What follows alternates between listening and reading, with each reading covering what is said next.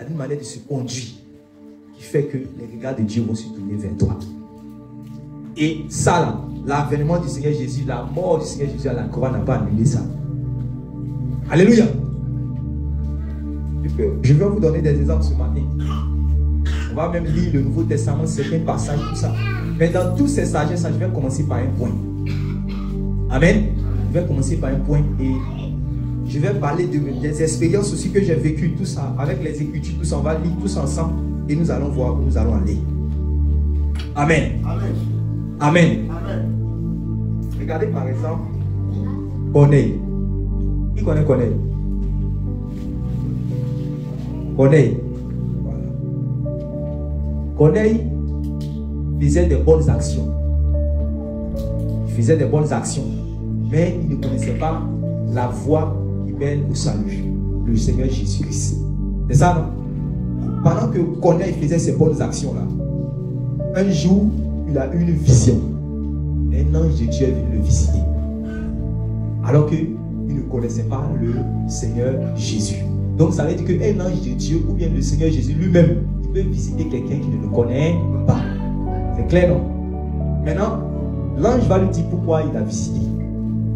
L'ange va dire que les actions que tu poses, ta manière de faire, les offrandes, les prières, les offrandes là, sont montées au ciel, sur l'autel de Dieu, et il s'est quoi? Souvenu. Voilà. C'est souvenu. Donc maintenant, il a envoyé son ange afin que ce qui manque à la vie de Corneille, peut-être que Dieu a déjà béni financièrement Corneille, Dieu a déjà lui a déjà donné de la faveur, Dieu lui a déjà donné des plantations, beaucoup de choses, mariage, des familles, des amis, de l'honneur. Mais qu'est-ce qui manque à la vie de Corneille qui fait du bien à Dieu? Alléluia. Amen. Dieu dit que je lui ai donné beaucoup de choses, mais le sang, c'est-à-dire que le plus important, qui est le salut de son âme, il n'a pas encore ça. Alors, dépêchez-vous les anges, placez les moyens, faites en sorte que tu puisses rencontrer l'évangile de Dieu. Et c'était à cause de quoi? Vous avez vu, là-bas, un jour quand je lisais ce passage, je voulais dépasser le Saint-Esprit, m'a dit, arrête-toi ici. Je commençais à relire, 2 fois, 3 fois. Mais c'est simple. C'est à cause de sa manière de se conduire que Dieu s'est souvenu de lui. Tu as pris le passage, non? Lis, s'il te plaît.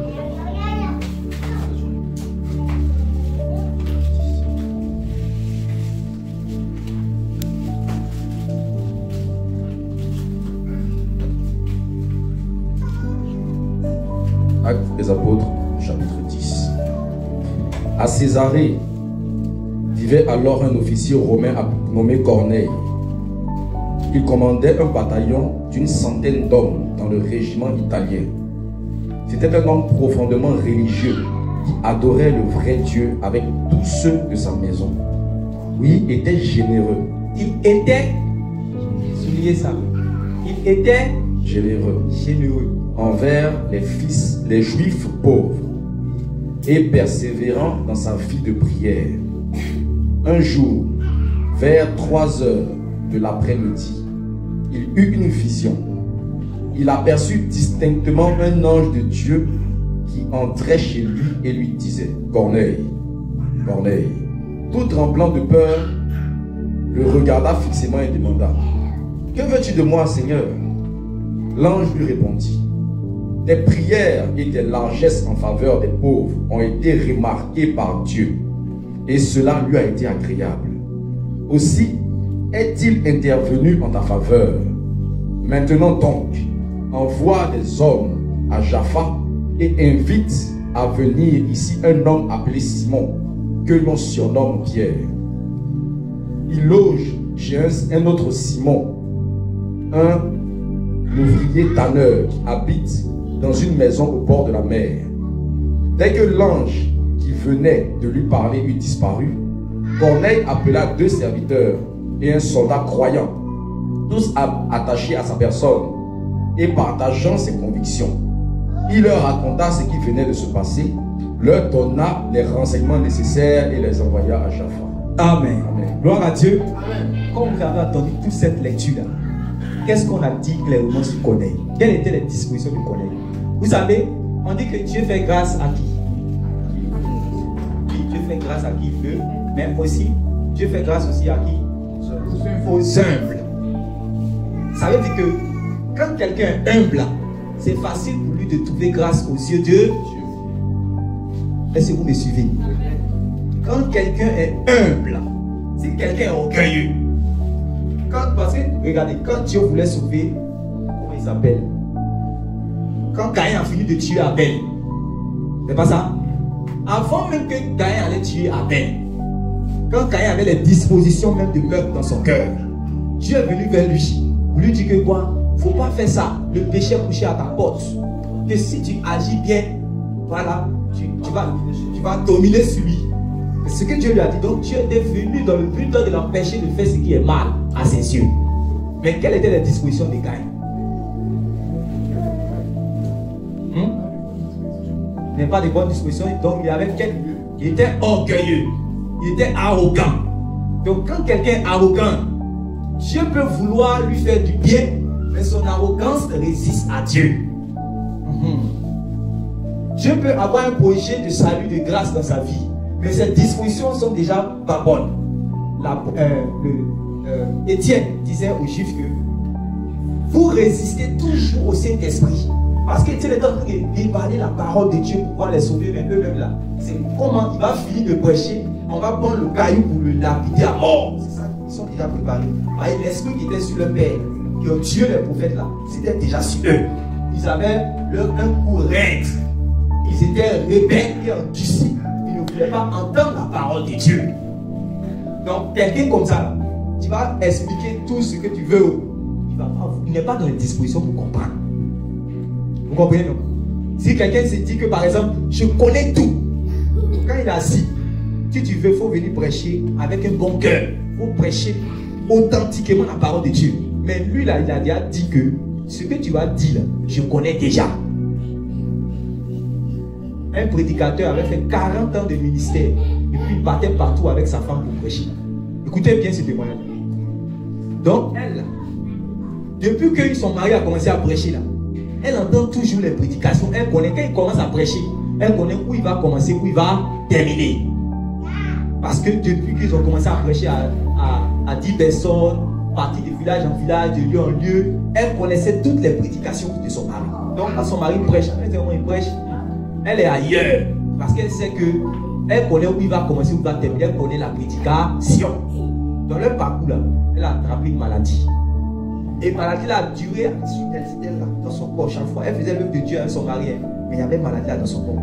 Et chaque fois que son mari prêche, elle n'est pas disposée. C'est-à-dire qu'elle se dit qu'elle connaît déjà. Donc elle n'écoute pas ça comme la parole du Seigneur. Dieu peut lui parler aujourd'hui. Vous comprenez, non? Parce que déjà elle connaît le thème, elle connaît petit A, petit B, où il va commencer tout. Elle a trimballé la maladie pendant des années. Et le jour où son mari, elle était bien disposée, vous allez voir que son mari sera en train de prêcher et elle sera bien disposée maintenant pour entendre que c'était la même prédication qu'il a prêché ça pendant, ça fait 40 ans passés. Mais le jour qu'elle écoutait ça, comme si c'était une nouvelle prédication, c'est ce jour-là que Dieu l'a guérie de sa maladie qu'elle avait trimballée depuis des années. C'est pour ça que le Seigneur dit que sa parole là, c'est esprit et vie. Quand quelqu'un enseigne, c'est un esprit qui communique. Voilà. Ça veut dire qu'il te communique un esprit. Ce n'est pas juste la connaissance, tu vas connaître quelque chose de manière intellectuelle. Non. Il te communique un esprit. C'est pour ça que si c'est quelqu'un, par exemple, qui vit lui-même la sanctification, amen, quand il prêche, c'est pour te communiquer ce qu'il vit. C'est un esprit. Quelqu'un qui est là, il vit mal, il vit dans le désordre, il a fini de coucher avec une fille hier, tromper sa femme, et puis venir prêcher la sanctification, il te communique quoi? Rien du tout. Est-ce que vous comprenez? Donc, c'est d'esprit à esprit. Donc, quand quelqu'un est là, déjà ici, que le prédicateur même est déjà en train d'enseigner, il est déjà dans une disposition qu'il m'énerve. C'est pour ça que quand le prédicateur, souvent, s'il est dans l'esprit, il peut savoir ce que tu penses même de lui. Ça m'est tout arrivé. Souvent, il dit ça à ma femme.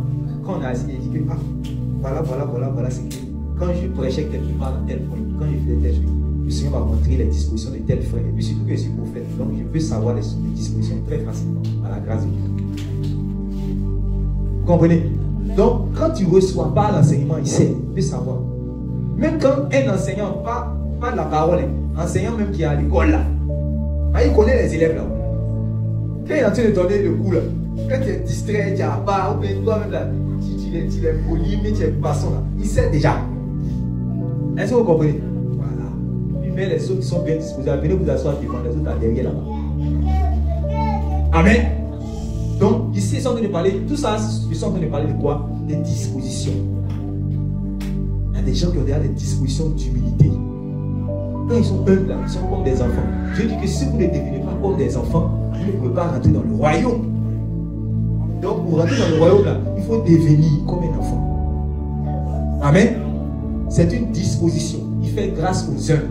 Maintenant, on dit que ceux qui sont généreux, c'est une disposition aussi. L'humilité est une disposition. La générosité, c'est une disposition. Amen. Amen. Il faut que tu sois un homme. Tu sois. On dit que Corneille était généreux. C'est écrit. Le pasteur Barnabas a dit tout à l'heure. Il était quoi? Généreux. Et sa générosité a fait que le ciel s'est braqué sur lui. Le ciel s'est braqué sur lui. Donc ne dis pas que comme je suis en Jésus, comme ce n'est ni par la force ni par la puissance, ce n'est ni par les œuvres qu'on sera sauvé, c'est par la mort, l'ensevelissement et la résurrection du Seigneur Jésus-Christ. Son sang est versé, c'est par ça qu'on sera sauvé. Donc, est-ce que ma générosité, ça va m'apporter? Et il y a beaucoup qui sont dans cette posture. Et c'est pour cela que leur vie, c'est comme ça. C'est fade. Il n'y a pas de goût dans leur vie chrétienne. Ils vont de dimanche, ils vont dans les réunions, ils sont dans cette affaire de vie chrétienne, mais ils ne sentent pas Dieu dans leur vie. Ils ne sentent pas les choses de Dieu. Ils ne sentent pas les miracles, les prodiges, les visitations, les bénédictions, les portes qui sont ouvertes, les personnes, Dieu les fait croiser des gens, Dieu les fait découvrir des miracles. Pour que ça les donne, ça les fortifie encore sur le chemin. Parce qu'il y a d'autres là, quand tu vas les croiser, tu dis, comment la vie chrétienne se passe? Tu vas dire, waouh, c'est la meilleure vie. Parce que sa vie est parsemée de témoignages. Il a expérimenté beaucoup de choses dans sa marche. Est-ce que vous me comprenez? Il vit Dieu. Il vit les choses de Dieu. Il vit les exploits de Dieu. Il vit la visitation de Dieu.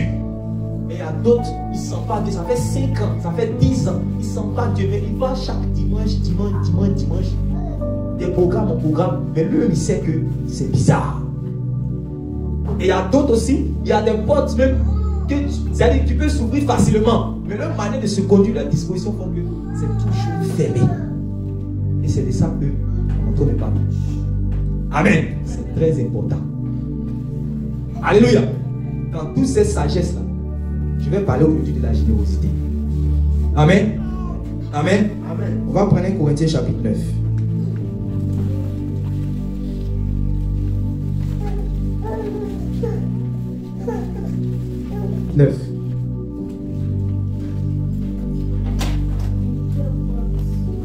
On va aller à partir du verset 7 jusqu'au verset 14 comme ça. Parce que j'ai parlé de toutes ces choses à nous faire. Parce qu'aujourd'hui là, vous savez que nous prêchons, nous enseignons, nous encourageons les frères et sœurs à travailler. Amen. Afin d'avoir le pain pour pouvoir manger et afin de posséder pour pouvoir donner à ceux qui n'ont pas. Parce que si tu ne travailles pas, amen, tu ne vas pas posséder. Amen. Pour que tu puisses donner à celui qui n'a pas, celui qui est dans le manque, celui qui est dans le besoin. Donc, c'est pour cela qu'il faut travailler. Depuis la Genèse là-bas, Dieu avait donné le travail comme bénédiction à l'homme. Amen. Donc ça c'est la base. Quelqu'un dit la base. Ça c'est la base. On ne peut pas être une église de Dieu, mon frère. On ne peut pas être une église de Dieu et puis ne pas encourager au travail. On ne peut pas dire que nous sommes dans la doctrine et puis haïr le travail, être paresseux. La paresse, Dieu a déjà prêché contre ça depuis avant l'avènement de Jésus. Avant que Jésus même allait venir commencer à prêcher l'évangile, Dieu a déjà dit ce qu'il pense de la paresse. Les prophètes ont déjà annoncé cela. Donc il y a longtemps que, avant que Paul même le laisse là, avant que l'apôtre Paul le laisse, il a parlé de celui qui ne veut pas travailler, qui ne mange pas là. Dieu avait parlé de cela avant, il y a longtemps. Amen. Il avait parlé, il a parlé de la fourmi. Amen. La fourmi qui travaille. Il faut regarder comment la fourmi se comporte, tout ça. Donc il y a longtemps. Quand quelqu'un ne peut pas dire que je connais Dieu, Et puis, il va aimer la paresse. Amen. Donc nous croyons que si tu as connu Dieu depuis le départ, tu avais lui-même travaillé. Le 6e, tu avais travaillé 6 jours et le 7e jour s'est reposé. On ne peut pas dire que réellement on connaît Dieu et puis on déteste le travail. Ou bien on est contre le travail. Ce n'est pas possible. Amen. Ce n'est pas possible. Nous encourageons, nous encourageons. Et c'était le vendredi, je me disais que il faut que ceux qui vont à l'école, amen, il faut qu'ils soient excellents à l'école. Ceux qui sont étudiants, il faut qu'ils puissent avoir leur diplôme. On a dit cela, non? On a dit cela, non? Ceux qui font leurs activités, il faut qu'ils excellent dans leurs activités. Afin qu'ils puissent avoir, ils puissent posséder des choses, ils puissent nous aider aussi dans l'œuvre de Dieu, ils puissent aider la mission à avancer. Parce que s'il y a des médecins, par exemple, parmi nous, s'il y a un malade, il sait comment on va pouvoir guérir. Amen. Il y a des fois, sur le nom de Jésus, on impose, on prie, et puis il y a guérison. Il y a des fois, là, on peut le guérir facilement. Amen. Voilà, il y a des cas comme ça. Amen. Est-ce que vous me suivez? Amen. Il y a des moments là où c'est au nom de Jésus. Tu vas prier. Il y a des moments là, tu vas aller à l'hôpital. Si un médecin parmi nous va te dire c'est quel médicament tu dois prendre. Amen. Amen. Si il y a une femme qui va accoucher là, elle va savoir, ah, tu es dans quel mois, voilà comment tu dois faire, comme ça, comme ça, comme ça. Amen. Amen. S'il y a des professeurs parmi nous, hein, ils savent comment ils doivent, ils savent comment ils vont aider les enfants, aider les élèves à être excellents à l'école. Donc tous on a besoin de ça, oui ou non? Nous sommes dans une affaire spirituelle, mais nous sommes des hommes. Donc il y a forcément le social là-dedans. N'oubliez pas ça. Donc c'est normal qu'on puisse encourager au travail. Amen. Amen. Amen. Amen. Maintenant, c'est pour cela que vous allez comprendre quand l'apôtre Paul va, la manière dont l'apôtre Paul va parler à l'église de Thessalonique, ce n'est pas de la même manière qu'il va parler à l'église de Corinthe. S'il arrive dans un endroit où il voit les gens qui ne veulent pas travailler, les gens comme on a dit que Jésus-Christ arrive, Jésus-Christ vient bientôt, l'avènement du Seigneur est proche, le salut arrive. Donc il y a d'autres qui disent que Jésus arrive. Est-ce que ça vaut la peine de partir au travail? Jésus arrive. Est-ce que ça vaut la peine encore de partir faire quelque chose? Bon, mon cher, en temps, on va attendre l'avènement du Seigneur Jésus. Donc il est là, il s'enferme, il dit que je vais seulement que prier. Ou bien, je vais seulement méditer ma Bible, je vais faire que tous mes péchés soient ôtés en moi, que Jésus arrive. D'autres avaient cette pensée-là, parce que la manière dont l'apôtre avait prêché sur l'avènement du Seigneur à l'église de Thessalonique, c'est là-bas qu'il a déballé tous les mystères par rapport à son avènement. Suivez-moi. C'est là-bas qu'il a déballé tous les mystères par rapport même à l'avènement du Seigneur Jésus. Il a dit même que c'est la personne qui retient l'antichrist. Jusqu'à aujourd'hui, il y a tous des débats, on ne sait même pas, il y a beaucoup d'églises qui ne savent pas. Mais l'église de Thessalonique savait. Est-ce que vous me comprenez? Ils savaient ce qui retenait l'antichrist de se manifester. Donc, ce mystère-là a été déballé au point même ils se disent que, est-ce que Jésus ne va pas venir même?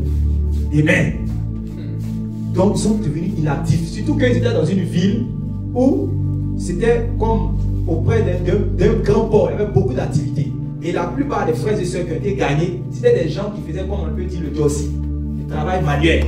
Au port, ils font les choses, voilà. Ce n'est pas des gens qui étaient forcément médecins, gouverneurs, tout ça. Non, c'était des gens qui faisaient du travail manuel. Que l'apôtre a pu gagner. Amen. Donc, quand ils ont été gagnés, là, au lieu de continuer à travailler, ils ne voulaient pas travailler. Parce qu'ils s'est dit que, Jésus-Christ arrive. Vous me comprenez? C'est pour cela qu'il dit que c'est les frères qui se comportent comme ça, là, ils vivent dans le désordre. C'est un désordre. C'est comme l'impudicité. L'impudicité est un désordre, non? Il a qualifié aussi l'oisiveté, le fait de ne pas travailler, c'est comme étant un désordre. Il dit ceux qui se conduisent comme ça, reprenez-les avec tout seul s'ils ne veulent pas réellement qu'ils soient écartés. Alléluia. Alléluia. Ceux qui ne veulent pas travailler. Amen. Mais est-ce que ce langage-là, vous l'avez vu prêcher comme ça à Corinthe? Vous l'avez vu prêcher comme ça à Colosse? Donc quand tu lis la Bible, vous lisez ça selon tous ces contextes. Sinon tu vas prêcher dans le désordre. Alléluia. Tu vas prêcher dans le désordre. Regardons ce qui est dit ici. Aujourd'hui, je suis en train de nous parler de la générosité. Quand le temps où on doit prêcher sur le travail va arriver, là, on va parler sur le travail. Amen. Amen. Oui. 1 Corinthiens 9, verset 7. Dites-moi, avez-vous jamais entendu parler d'un soldat faisant la guerre à ses propres frères? D'un vigneron? Dites-moi, avez-vous déjà entendu parler d'un soldat faisant la guerre à ses propres frères? Qui fait la guerre à ses propres frères. C'est-à-dire qu'il va en guerre, mais lui-même, c'est à ses propres frères qu'il va en guerre, un soldat, oui. Ou d'un vigneron qui n'aurait pas le droit de manger les fruits de sa vigne, qui travaille dans une plantation de bananes. Chaque jour tu fais, ou bien tu prends ta plantation de mangue, comme ça c'est plus facile. Tu travailles dans la plantation de mangue, les mangues là, tu tombes. Et puis maintenant, le directeur de la société de mango, mettez-moi l'expression, directeur de la société de mango là, lui il se soucie de l'ouvrier qui est dans la plantation là-bas. Il dit, est-ce qu'aujourd'hui la mangue qui est tombée du manguier? Si il y a une mangue qui est tombée du manguier, est-ce que l'ouvrier n'a pas pris la mangue là pour manger? Est-ce qu'il peut penser comme ça? Hein? On m'a dit, mais toi, qu'est-ce qu'il n'a pas mangé? Moi, je n'ai pas passé, moi, tomber. Là, ça ramasse, on voit. Toi, tu ne veux pas que celui qui va, celui qui est en train de ramasser là, il ne pourra pas prendre ça pour manger ça. Ça, c'est normal. C'est pas normal. C'est normal. Même on a un jargon qui dit que faut pas regarder dans la bouche de celui qui a été grillé à la Chine. Ça, c'est normal. On a été grillé à la Chine, beaucoup d'arachides comme ça. Là, tu dis non, tu suivais dans sa bouche. Tu suivais dans sa bouche. Ah, madame. Amen. Même souvent, il faut goûter, même pour voir si c'est bon, si c'est cuit, tout ça. Il faut que le ouvrier la puisse goûter pour voir si le fruit là, c'est bon, maintenant, c'est bonne qualité. Donc, tu ne vas pas vérifier, ton souci ne sera pas est-ce qu'il a mangé une mangue dans la plantation. Est-ce que vous me comprenez? Amen. Continuons. Quel berger élève un troupeau sans jamais profiter du lait de cette brebis? Quel berger élève un troupeau sans jamais profiter du lait de cette brebis? Donc, tu peux imaginer, en fait, il est en train de parler des choses claires ici. Parce que l'église de Corinthe, là, c'est l'apôtre Paul qui l'a bâti. Amen. Amen. La dernière fois que j'ai prêché aux Romains, il a dit que l'église de Rome, ce n'est pas lui qui avait bâti. Comme vous dites, Actes chapitre 2, là, les Juifs qui étaient partis à Jérusalem, qui ont été gagnés, sont répartis dans les nations. Il y a une église là-bas. Vous me comprenez? Quand vous allez lire Romains chapitre 15, vers les versets 20 là-bas, il va dire que lui, il ne veut pas bâtir sur le fondement de quelqu'un d'autre. Montrer qu'il y avait des gens qui avaient bâti l'église de Rome. Mais quant à l'église de Corinthe, c'est là-bas qu'il va dire que vous pouvez avoir plusieurs maîtres, mais vous n'avez pas plusieurs pères. Parce que c'est moi, je suis votre père. Quand vous lisez l'église de Thessalonique aussi, quand vous lisez à partir de Actes chapitre 17, 18, 19, c'est là-bas que l'apôtre va faire son ministère. Il va aller évangéliser la ville de Thessalonique. Amen. Et à cause de la persécution, il va aller maintenant à Corinthe. Et quand il va aller à Corinthe, là, c'est Timothée et puis Tite, Silas, ils vont rester là-bas. Il va aller à Corinthe pour aller dans la maison de Aquilas et de Priscille. Et comme il n'est pas en mission, et qu'il était chez Aquilas et de Priscille, il les a trouvés en train de faire le travail de faiseur de tentes. Vu que lui, c'est un missionnaire, donc son travail, c'est la mission. Son travail, c'est l'évangélisation. Il va comme son maître Jésus de lieu en lieu pour annoncer la bonne nouvelle. Donc, quel est son travail? Est-ce que c'est faiseur de tentes? Son travail, c'est la mission. Maintenant, il est arrivé, la pression a fait qu'il n'était pas en train de partir quelque part pour faire la mission. Écoutez bien, vous expliquer tous les détails. Tout. Que vous puissiez comprendre la Bible facilement. Par la grâce de Dieu. Amen. Donc, il arrive là-bas, il trouve des gens qui sont faiseurs de tentes. Amen. Ça, c'est quelque chose. Et puis, c'est un travail manuel. On peut faire. Il est venu. Moi, quand je suis parti, par exemple, à Bassam. À Bassam, on prêchait l'évangile, c'est vrai, oui. Mais pour pouvoir manger, il y a des fois, on partait dans les champs de plantation, dans les plantations du cocotier. Amen. Et il y avait mon binôme avec qui j'étais. Lui, il était vraiment un peu plus habile dans les choses. Donc, on est parti, on partait, j'ai appris à faire ça à lui, on est parti, on prenait les cocos. Et quand on prenait les cocos là, c'est lui qui nous a appris à faire les cocos d'orphi. Je voyais ça souvent quand il était en famille, quand il était enfant. Mais je ne savais pas comment faire. L'évangile m'a amené dans des situations où j'étais obligé de faire d'orphi. Un coco grillé. J'ai appris à faire coco grillé. Quand on vient de prêcher, on faisait nos coco grillés, on donnait ça à mes cuisseurs. Voilà. Maintenant, quand on va gagner de l'argent, on va acheter des crabes avec ça, des crabes, des poissons pauvres. et puis on prend un gris avec un tigre et on mange. Tout ça, l'évangile nous envoie. Donc quand l'apôtre Paul arrive chez Aquilas et puis Priscille, amen, eux ils sont là. Ils sont des chrétiens, mais c'est du travail de faisait de temps, c'est ça qu'ils faisaient. Donc lui, il a fait ça avec eux. Jusqu'à ce que ses collègues viennent et qu'ils se donnent maintenant tout entier à ce qu'il a l'habitude de faire. Vous comprenez bien. Vous pouvez comprendre? Voilà. Disons maintenant. Donc, c'est ici, il parle comme ça. Vous voyez qu'il parle comme ça à l'église de Corinthe. Parce que l'église de Corinthe, là, c'est lui qui est le fondateur. C'est lui qui a mené, c'est lui qui a évangélisé et qui a bâti l'église. Amen. L'église de Thessalonique aussi la même chose. Continuons. Verset 8. Considération toute humaine, dites-vous. Mais ne tirons-nous nos arguments que des usages du monde et des principes établis par les hommes? La loi ne dit-elle pas la même chose? En effet, c'est bien dans la loi de Moïse qu'il est écrit: oui, tu ne muselleras pas le bœuf qui foule ton grain. Donc il a fini de parler dans les choses de la nature, la vie normale, la vie active. Amen. Parce que la nature donne un enseignement, les choses de la vie nous enseignent. Il a fini de prendre ça et puis il allait dire que c'est quoi? Vous allez dire que ce sont des considérations d'humains. Ok, après ça, maintenant il va maintenant dans la loi. Pour qu'ils puissent comprendre encore. Il dit quoi? La loi ne dit-elle pas la même chose? En effet, c'est bien dans la loi de Moïse qu'il est écrit: tu ne muselleras pas le bœuf qui foule ton grain. Oui. Dieu s'inquiéterait-il uniquement des bœufs? Oui. N'avait-il pas nos intérêts en vue en parlant ici? Voilà. Il dit que quand Dieu parlait comme ça dans l'Ancien Testament, dans la loi, il était en train de parler des apôtres, en train de parler des serviteurs de Dieu. Amen. Amen. Donc il a fini de parler des choses de la nature. Maintenant il prend la loi pour pouvoir expliquer. Allons-y seulement, je vais vous faire comprendre quelque chose. Allons-y. Oui, ces paroles n'ont-elles pas une signification pour nous? Ces paroles n'ont-elles pas une signification pour nous? Oui, certainement. Oui, certainement. C'est pour nous que cette parole fut écrite. Oui. Car il faut que celui qui laboure il faut que celui qui laboure, oui, le fasse avec espérance. Donc quand il laboure, ça c'est l'apôtre qui dit, il va vous dire ce qui est dans le cœur aussi souvent des pasteurs. Il dit que tu ne peux pas être pasteur, tu ne peux pas être un missionnaire, tu ne peux pas être en train de labourer, faire le travail sans espérance. C'est à cause de ça, Pierre va dire à Jésus que, ah Seigneur, mais nous avons tout quitté et nous t'avons suivi. On était en train de faire la pêche.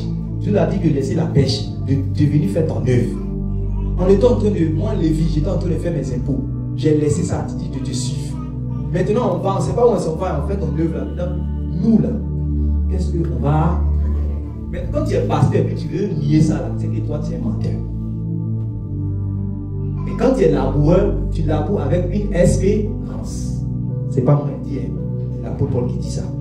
Amen. Parce que tu souffres, tu sèmes des biens spirituels. Allons-y, l'apôtre Paul va dire tout ce qu'il y a dans son cœur. Et quand ici il leur parle comme ce sont ses enfants. Amen. Donc il va dire ce qu'il y a dans son cœur directement, il ne va pas tourner au bout du pot. Il va dire, allons-y. Oui, certainement. C'est pour nous que cette parole fut écrite. Oui. Car il faut que celui qui labore le fasse avec espérance. Oui. Et que celui qui bat le blé ait la perspective de jouir du fruit de son travail. Ait la perspective de jouir du fruit de son travail. Oui.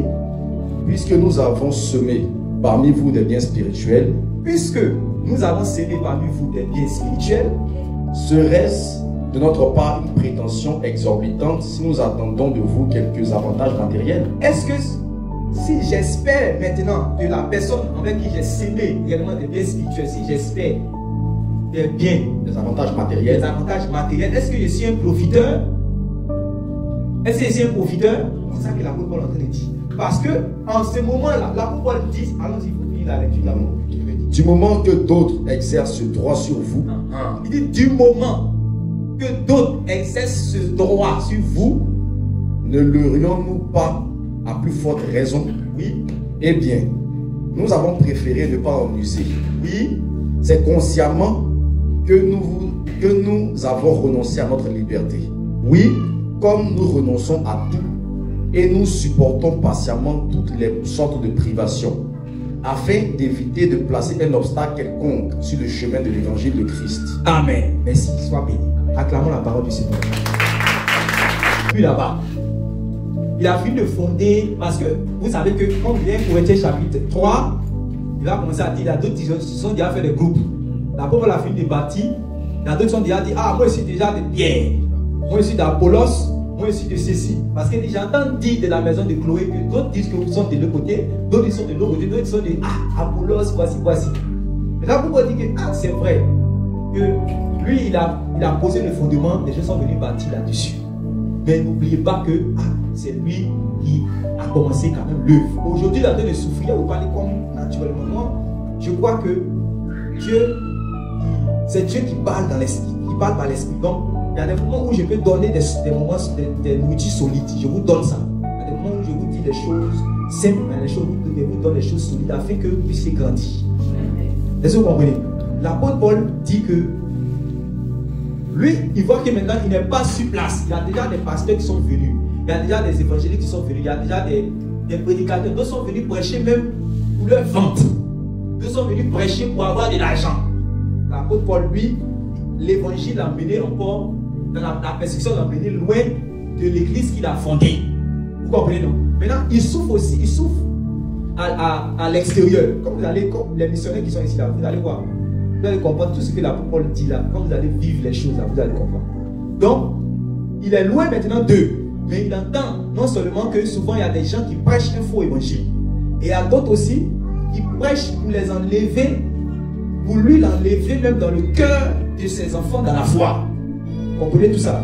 Pour l'enlever même dans le cœur de ses enfants dans la foi. Pour lui dire que souvent même que l'apôtre Paul même c'est un faux. C'est pour ça qu'il est en prison. C'est pour ça qu'il va dire à Timothée que Timothée n'a pas honte de ses chaînes. Amen. Amen. Donc, étant à distance, étant éloigné d'eux, il est en train maintenant de leur parler. Il dit que lui, est-ce qu'il ne peut pas aussi user, il n'a pas le droit réellement de bénéficier de tout ce qu'il a sémé réellement dans leur vie, tout ça. Parce que quand vous allez lire par exemple dans les autres épîtres, il va dire que quand il était en prison, c'est quelques frères seulement qui sont partis le voir. Les autres là, ils l'ont oublié, même dans leur esprit, ils ont oublié l'apôtre Paul. Et souvent dans ces lettres, l'apôtre Paul va parler de ça. Est-ce que vous vous souvenez de ces lettres? Tout ça, on va donner ces détails. Parce que quand vous comprenez ça, vous comprenez facilement les Écritures. Dans les passages que l'apôtre Paul écrit, ce n'est pas des doctrines. Ce sont des réalités. Ce n'est pas des doctrines. Amen. Ce sont des réalités. Et ce que nous venons de lire ici, ce n'est pas une doctrine. Il s'est dit que c'est quelque chose qui devait être normal. Mais comme ce n'est pas fait, c'est ça qui a poussé l'apôtre Paul à écrire tous ces détails. Amen. Amen. Si par exemple tu es dans une assemblée, on te prêche la parole de Dieu, on prie pour toi, on veille sur ton âme. Quand tu as des problèmes la nuit, tu appelles à tel pasteur, tel servant de Dieu. Ah, voici, il faut m'aider dans la prière, tout ça. Il faut venir m'inviter pour me fortifier. Il vient. Quand tu viens chaque dimanche, les vendredis, tu reçois tous les enseignements que tu veux. On prie pour toi, on te suit spirituellement. Et que toi-même, tu ne trouves pas normal maintenant en retour. Quand tu as été délivré spirituellement, quand tu as eu même souvent même des grâces, quand tu as été élevé même dans la société, et que tu n'es pas reconnaissant. Parce que même Dieu disait cela avec le Seigneur Jésus. Quand le Seigneur Jésus avait guéri les lépreux, il s'attendait à une reconnaissance. Vous comprenez, non? Voilà. Donc, quelqu'un qui finit de recevoir tous ces biens spirituels là, et puis bon, il néglige, ou bien ça ne vient pas dans son esprit que, ah, je dois supporter réellement celui qui a pris, qui s'est donné tout entier pour me faire du bien spirituel. C'est-à-dire qu'il n'a pas eu peut-être n'a pas eu le temps même de penser à lui-même sa propre vie. Amen. Pour vaquer à ses occupations, pour vaquer, pour aller travailler, faire un travail séculier, tout ça. Mais il s'est donné tout entier, par exemple, à la prière, à la parole de Dieu, aux jeunes, à la consécration, aux missions, tout ça, pour m'accorder des biens spirituels. Il dit que normalement, toi, tu dois commencer à réfléchir. C'est ce qu'il dit ici. Ça veut dire que toi, tu dois commencer à réfléchir pour te dire, ah, c'est un ouvrier. Amen. Donc, il faut que réellement, il puisse manger dans la vie. C'est un soldat. Donc, comme c'est un soldat, est-ce qu'il doit aller à la guerre avec ses propres frères? Donc, qui lui donne les ressources? Qui l'équipe pour aller en guerre? Tu dois commencer toi maintenant, normalement, à te poser ces questions. Maintenant, quand l'apôtre Paul est allé vers les Corinthiens, il a fait comme nous. il a prêché sur les choses du ciel seulement. Sur les choses du ciel seulement. Sur les choses du ciel. Pour amener tous leur cœur sur le ciel. Donc comme il a amené aussi leur cœur sur le ciel, et puis en plus encore, il s'est effacé. Il ne veut même pas chercher leur bien même là. Il ne demande pas ça. Mais ce n'est pas parce qu'il ne demande pas que toi tu ne dois pas être intelligent. C'est ça. C'est pas parce qu'il est faux là. Tout c'est ça qui les intéresse. Quand ils voient une âme là, c'est ça d'abord qui les intéresse. Quel est son âge? Ah, lui, comment il est venu faire un truc, lui donner une révélation, bien Dieu, un truc, bien faire une telle prière, afin que rapidement il puisse avoir l'argent. Et puis, c'est l'argent, il pense à son ventre. Il ne pense pas au salut de ton âme. Mais là, pourquoi il est arrivé vers les eux là, ils pensent au salut de leurs âmes. Comment est-ce qu'ils vont faire pour entrer au ciel? Comment est-ce qu'ils vont être trouvés agréables à Dieu? Comment ils vont marcher dans la sanctification? Donc, toutes ces choses, c'était par rapport au royaume. En temps, eux, ils devaient aussi savoir que maintenant qu'on a été bénis spirituellement, maintenant qu'on est devenu mature, maintenant qu'on est devenu des hommes accomplis, maintenant qu'on a eu telle visitation, est-ce que celui qui nous a, que Dieu a utilisé pour nous amener à ce niveau-là, est-ce que nous ne devons pas nous souvenir de lui? C'est ça que la parole est en train de parler. Tout son discours. Il vous révèle ici son cœur. Parce qu'il écrit à ceux qui le connaissent déjà. Amen. Si c'est un soldat, c'est que réellement il vit grâce à sa solde. Amen. Amen. Est-ce que vous avez déjà vu réellement des soldats? Ils vont en guerre. Et pendant qu'ils vont en guerre, ils se soucient de est-ce que mon loyer est payé? Comment on appelle les loyers des bails? Vous savez pourquoi on fait bail? Est-ce que vous avez déjà vu le policier va venir payer, on va dire le loyer de policier, c'est 500 000, tout ça, et puis il va, c'est pas lui-même, c'est déjà dans son salaire que vous lui donnez là, il y a déjà bail là-dedans. Pour ne pas qu'il puisse penser encore à quoi? Peut-être des maisons. Ça c'est l'État, hein. Ils sont intelligents pour savoir ça. Ils sont intelligents pour savoir que un homme dans l'armée, il ne doit pas avoir ses soucis. Amen. Donc, ils ont des prix, ils ont des choses qu'ils déposent pour ne pas qu'ils puissent penser à ces choses de la vie. Parce qu'ils savent que ça peut être un problème. Pendant que lui, il est ici, il s'en va en mission à la frontière. Et puis, il attend qu'ils sont venus chasser sa femme et puis ses enfants de la maison. L'État est intelligent pour savoir que il faut régler ce problème-là avant qu'on envoie en mission. Amen. Si c'est trop lourd pour vous, dites-moi. Si vous comprenez facilement, dites-moi. Vous comprenez, non? Voilà. L'État est intelligent pour savoir ça. C'est ça l'apôtre Paul maintenant. Il est obligé de prendre tous ces exemples-là pour dire aux chrétiens le rôle qu'ils devaient jouer. Maintenant, il dit que comme ils n'ont pas été sages pour comprendre ces choses, et encore, comme les gens, ils ont laissé maintenant, parce que quand lui, ils se sont abaissés, ils se sont fait simples, et ils ont cherché l'intérêt spirituel des gens, ils n'ont pas cherché réellement leur argent. Et qu'il y a d'autres qui sont venus après eux. Qui sont venus avec une autorité en tant qu'apôtre, en tant que ceci, en tant que cela. Et les gens, les chrétiens ont porté plus d'intérêt à eux, aux apôtres. À l'apôtre Paul et puis ses compagnons. Il dit que je ne vais pas faire comme eux. Je ne vais pas vous demander d'argent. Je vais vous laisser comme ça. Je ne vais pas chercher à prendre de vos biens terrestres. Amen. À cause de vos comportements. Sinon, ailleurs, là, l'apôtre Paul a pris. Amen. Amen. Ailleurs, il a pris parce qu'il savait que celui qui prêche l'évangile doit vivre de l'évangile. Il a dit ça ici. Amen. Celui qui prêche l'évangile doit vivre de l'évangile. Donc, avec les autres de l'assemblée, comme ils ont compris cela facilement, comme ils étaient humbles et comme ils avaient des dispositions de générosité, donc il n'était pas obligé même de pouvoir parler là-dedans. Mais ici, il a fait tout ce déballage-là, il a expliqué tout, il a fait tout ce développement parce qu'il a en face de lui des gens qui n'ont pas compris ce principe. Est-ce que vous allez me voir parler réellement de comment on doit faire, comment on doit faire pour s'aimer, tout ça là? Si déjà vous êtes en train de faire, est-ce qu'il va prendre le temps pour parler de ça? Voilà. Donc, vous le voyez en train de dire, détailler tel problème, c'est parce qu'il y a ce problème là-bas. Amen. Amen. Donc, il vient, il cherche un intérêt. Comment est-ce qu'ils vont gagner? Ils vont rentrer dans le royaume de Dieu. Donc, ça, c'est tout sa vision. C'est tout son but. Amen. Mais en temps, avec le niveau de maturité qu'ils ont, lui s'est dit qu'ils doivent savoir le rôle qu'ils doivent jouer. Amen. Maintenant, quand quelqu'un n'a pas déjà lu les dispositions de générosité, il est avare. Là, maintenant, il y a un problème. Amen. Amen. Un jour, c'était quand même, c'était dans la semaine là même. J'étais dans la voiture et puis on partait quelque part. Parce que moi, je vais vous parler maintenant, écoutez-moi bien. J'ai développé quelque chose, j'ai développé